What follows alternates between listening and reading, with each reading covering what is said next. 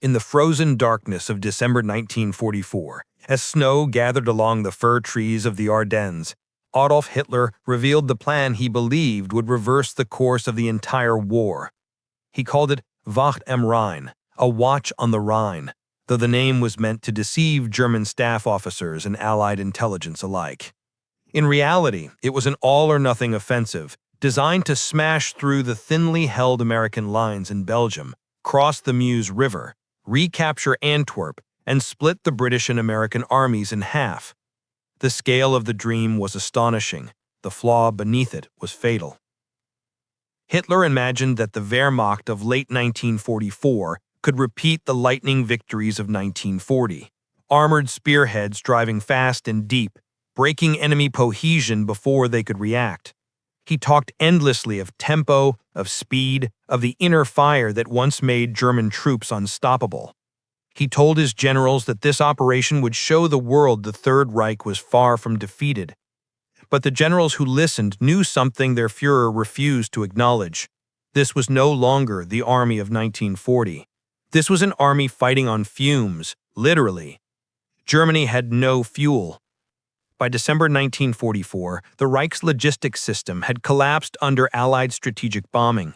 Synthetic fuel plants at Luna, Politz, and Bleckhammer lay in ruins. Reserves were almost gone. Every armored division in the West had been bled of fuel for months as the Eastern Front devoured the last drops fighting the Red Army. The 6th Panzer Army, spearhead of the Ardennes attack, possessed some of the most powerful tanks ever built, Panthers and Tiger IIs, but most had only half or even a third of the fuel they required. A Tiger II needed up to 500 liters just to move 20 kilometers across rough ground. The entire operation required hundreds of thousands of gallons that Germany simply did not have. Staff officers begged Hitler to accept the truth.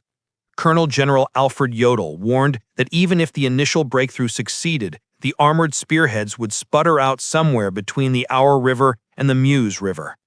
General von Manteuffel and General Model both highlighted the same issue. Fuel shortages were so severe that speed, the very foundation of the plan, was mathematically impossible. Hitler waved them away.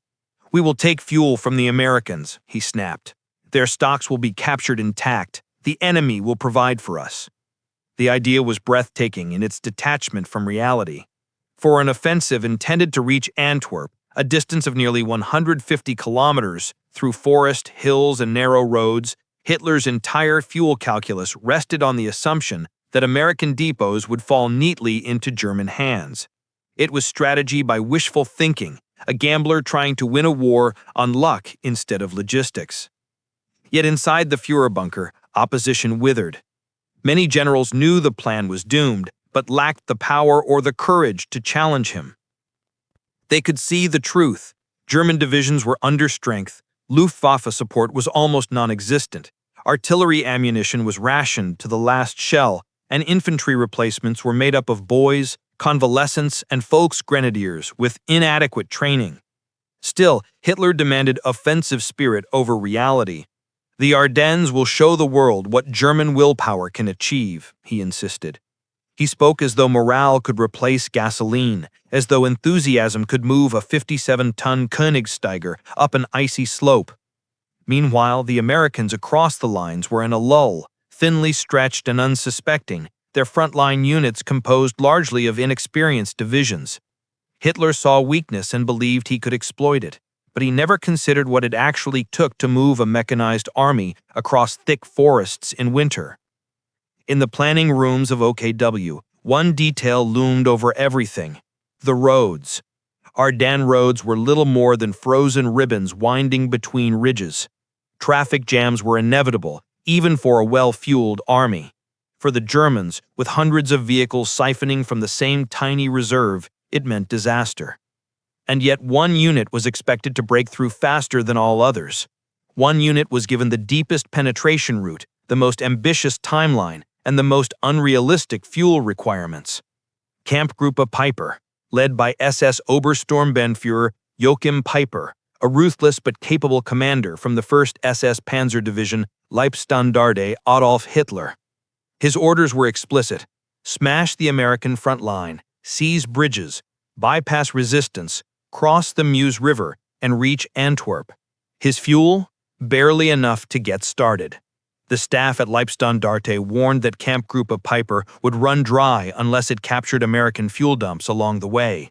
The plan demanded that armored spearheads behave like ghosts, materializing out of the forest, racing at impossible speed, and refueling on fuel they hadn't yet captured.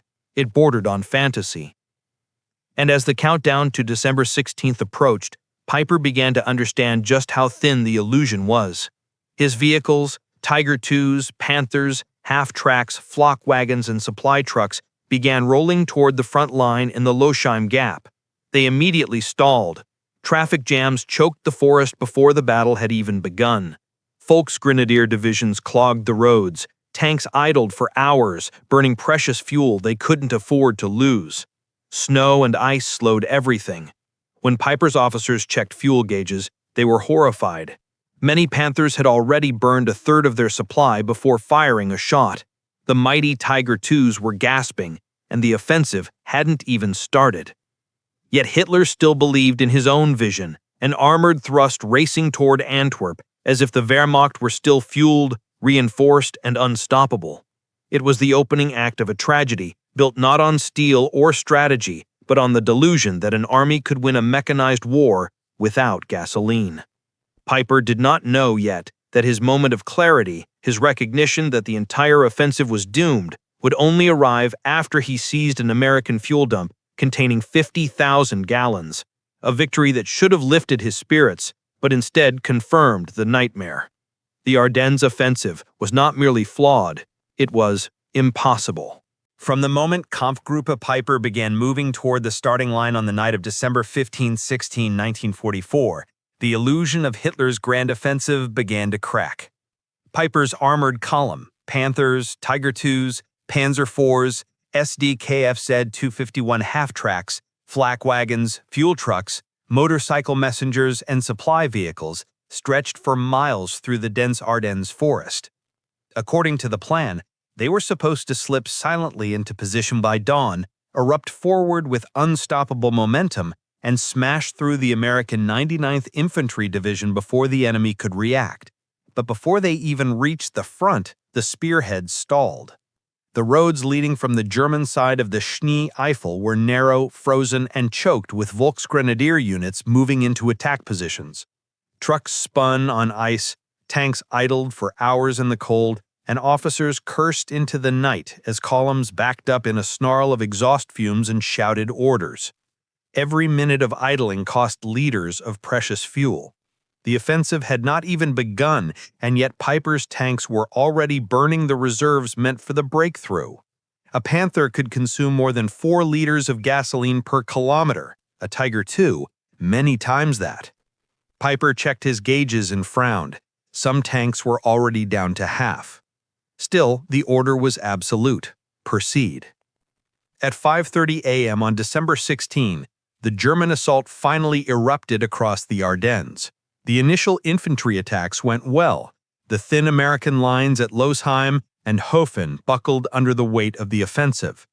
But Peiper's armored force remained trapped in the traffic jam of its own army's making. Hours passed before he reached the front. The delay suffocated the very concept of blitzkrieg, which depended on speed and speed alone to overcome defenders. When his column finally moved, it surged with desperation rather than confidence. Trees blurred past as half-tracks bounced over frozen ruts. Tank engines roared, consuming fuel at a rate Peiper could scarcely afford. His men were trained, motivated, and aggressive. His tanks were some of the finest in the world, but their fuel tanks were nearly empty. At 4:30 a.m. on December 17, Peiper was finally unleashed. He punched through the American positions near Lanzerath, bypassing pockets of resistance, pushing west faster than any German unit in the Ardennes. His mission was clear: reach the Meuse before the Allies could organize. But even as he advanced, the fuel reports grew worse.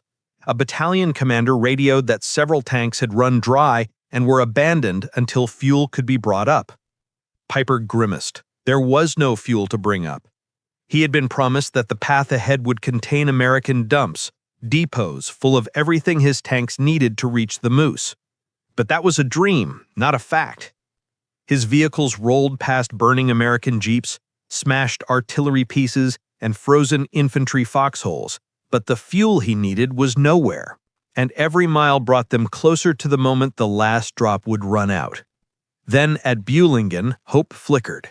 American trucks, captured intact, filled with fuel cans. Peiper's men fell on them like starving wolves. They siphoned, pumped, and poured every drop into their tanks. Engines revived, spirits rose. The offensive lurched forward again. But even this stroke of luck came with bitter clarity. The mighty SS Panzer Spearhead, Hitler's pride, the tip of the entire Ardennes offensive, was not running on German reserves. It was running on fuel stolen from enemy trucks. And that, Peiper knew, was not how real offensives were fought. Still, he pushed on. The Americans at the crossroads of Hansfeld were caught by surprise early that morning. Peiper's reconnaissance platoon stormed into the village, blasting through the American perimeter with grenades and machine gun fire. U.S. soldiers fled westward, abandoning vehicles, equipment, weapons, and one thing Peiper desperately needed: fuel. Here it was, the prize, the miracle. Near barns, garages, and roadside depots, Peiper found what German intelligence had barely dared to hope for: rows of 5-gallon jerry cans, fuel drums, tanker trucks still half full. In total, roughly 50,000 gallons of gasoline lay before him. His men shouted with relief. After hours of watching fuel gauges creep toward empty, this was salvation. Engines roared back to life.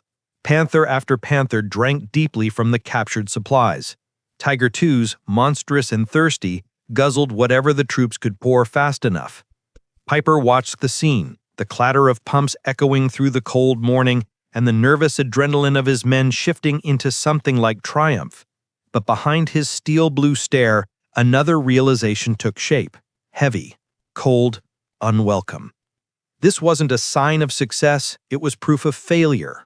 The entire offensive depended on moments like this, stumbling upon American fuel by luck, by timing, by sheer coincidence.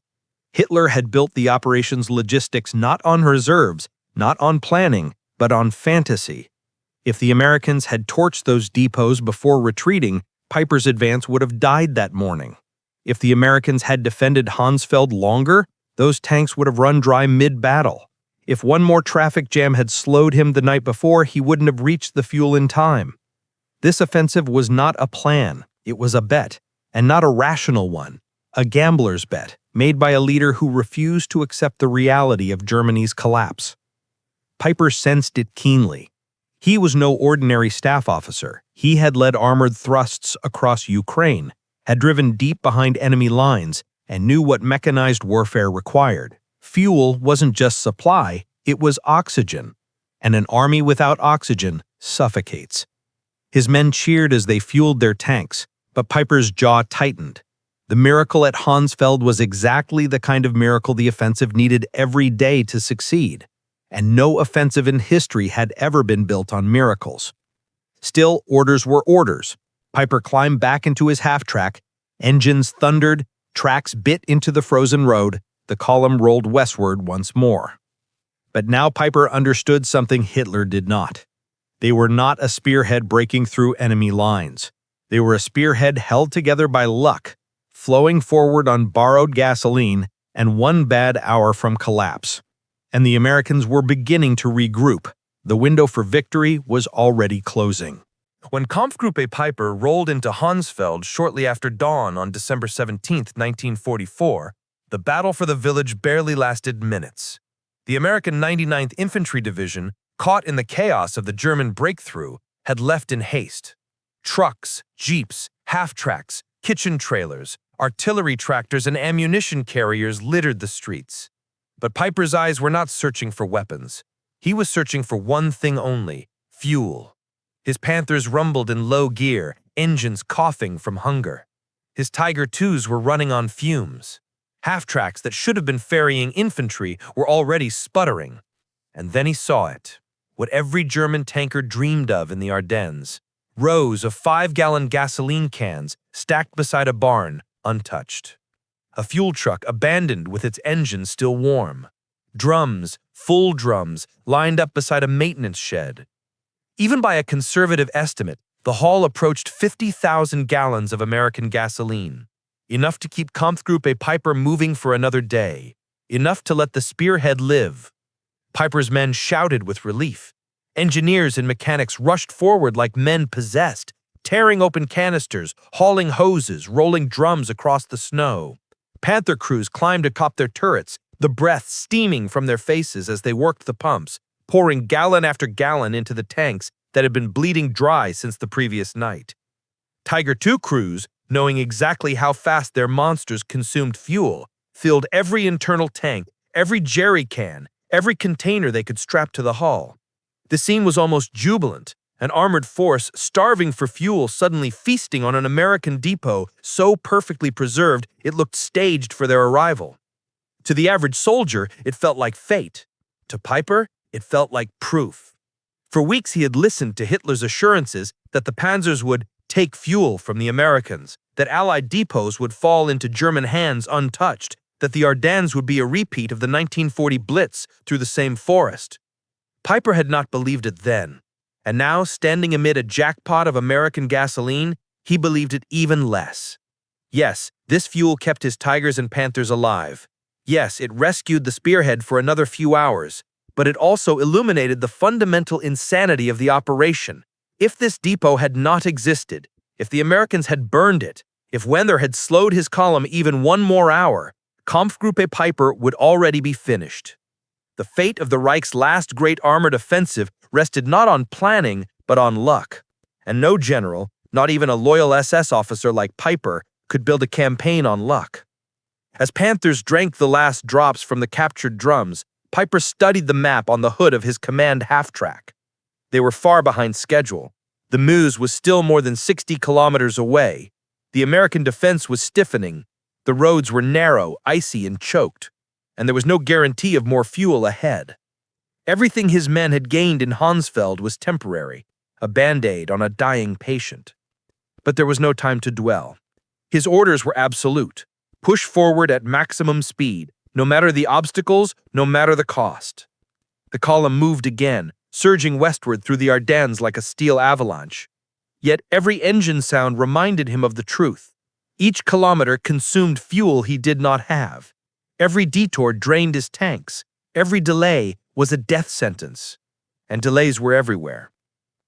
The narrow Belgian roads became clogged with wrecks, disabled vehicles, and sharp turns impossible for Tiger IIs to negotiate without halting traffic. American engineers blew bridges in front of him, forcing detours. At Bullingen, he had been lucky. At Hansfeld, he had been blessed. But luck could not last. Even the most aggressive commander in the Waffen-SS could not outrun mathematics. His tanks required hundreds of gallons to continue. He had found only tens of thousands in Hansfeld, and the offensive required hundreds of thousands. As Peiper crossed the Amblève River and pressed toward Stavelot, the first grim realization settled on his shoulders. The moment the Panthers and Tigers burned through the fuel from Hansfeld, the offensive would collapse. And this collapse would have nothing to do with American resistance, Allied air power, or poor tactics. It would come down to the one thing no commander could fight without: fuel. What Peiper had captured that morning was not a victory. It was evidence. Evidence that Hitler's plan had never been achievable. Evidence that Germany's last gamble had been built on a lie. Evidence that the offensive was already dying, even as the tanks roared forward. Hansfeld gave Peiper fuel, but it also gave him clarity. As Kampfgruppe Peiper pushed westward beyond Hansfeld, the initial excitement of capturing 50,000 gallons faded into the harsh arithmetic of armored warfare. Fuel was life, and life was burning away with every kilometer. The terrain tightened into twisting valley roads, the cold deepened, American resistance stiffened. Peiper had momentum, but his engines were devouring fuel faster than the offensive could sustain, and he knew it. By the afternoon of December 17, Peiper's spearhead hit Stavelot, a town that became the pivot on which the entire German advance would swing. If Peiper could seize Stavelot quickly, he could cross the Amblève River, bypass major American units, and open the road toward Trois Ponts and the Meuse. But the Americans were no longer retreating in confusion. They were forming lines, blowing bridges, laying mines, and funneling reinforcements toward the German thrust. At Stavolo, the U.S. 30th Infantry Division, a battle-tested unit, rolled in with armor support. They were not surprised. They were not unprepared, and they had fuel dumps deeper in the rear. The German timetable, already shredded by delays, was beginning to dissolve completely. Kampfgruppe Peiper crashed into the town with its signature brutality, Panthers firing into buildings, half-tracks disgorging SS grenadiers, but the resistance was ferocious. Peiper broke through only by slamming full force into the American lines, paying in blood and burned-out vehicles. The crossing of the Amblève cost him time he could not afford. And while time ticked away, a worse threat appeared in the east. American engineers blew the crucial bridge at Trois Ponts just minutes before Peiper's lead vehicles reached it. The road to the Meuse, the entire reason for his advance, was now a dead end. Peiper stared at the collapsed bridge, the smoke rising from wooden beams drifting into the winter air, and the realization settled in deeper. Hitler's plan required everything to go right, and everything was going wrong. Still, he tried to keep the illusion alive. He pivoted south toward L'Église. That pivot alone devoured hundreds of gallons. The Panther crews were already rationing engine time. Tiger II commanders reported tanks running below one-quarter capacity. Fuel trucks assigned to Peiper's Kampfgruppe, already few in number, could not reach him because of American counterattacks, blown bridges, and impossible bottlenecks. Peiper understood the significance instantly. With no fuel trucks, there was no resupply. And without resupply, his entire armored spearhead would, in his words, die in place. Then came another blow, as Peiper fought through Stavolo again on December 18, trying to secure the bridge and reopen his route. The Americans counterattacked with tanks from the 743rd Tank Battalion and infantry from the 119th Regiment. He held them off temporarily, but at a terrible cost in fuel and momentum. Every tank duel meant engines running longer. Every roadblock meant more idling. Every firefight meant another hour off his timetable. And all the while, American gasoline depots ahead were increasingly torched before he arrived. The miracle of Hansfeld was not repeating. The Americans were learning. By the night of December 18, Peiper's radiomen intercepted reports that U.S. fuel convoys were being redirected far behind the lines to prevent more captures. What had been the foundation of Hitler's dream, seizing enemy fuel, was disappearing. Now the offensive's backbone snapped. Peiper's Panthers and Tiger IIs were burning their last reserves. His half-tracks stalled on the roadside, abandoned by crews when fuel ran out. His supply trucks were ambushed or cut off. The roads around Stavolo clogged with broken vehicles, blocking escape routes. Some of his officers still clung to Hitler's fantasy. They argued they could still reach the Meuse.